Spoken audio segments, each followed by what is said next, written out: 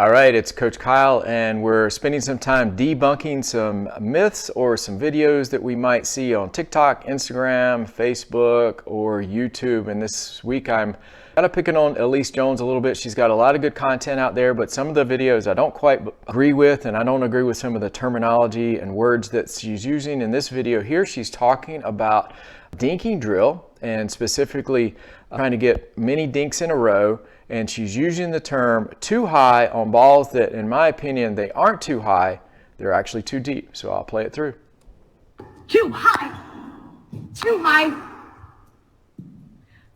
All right. So this is something that I stole from another coach, but essentially we use this term all the time. When people pop up dinks, we say they're too high, or they hit drop shots that are too high.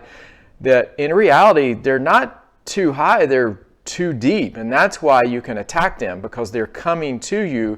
So if I show you a video of some pretty good players playing, so if we look at this drop shot and then this reset, those are pretty high. Look at the apex of this ball here.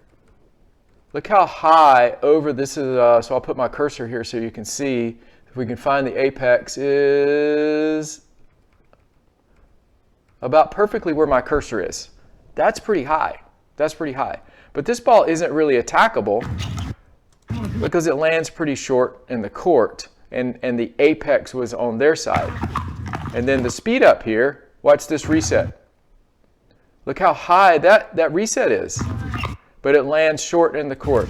So height is normally not the issue, it's actually depth. And the reason I bring this up is because I want, especially new players, they need to learn the feel of brushing the ball and being able to drop it short in the court, because it's pretty easy and pretty intuitive to hit even low driving dinks. That's a pretty easy skill.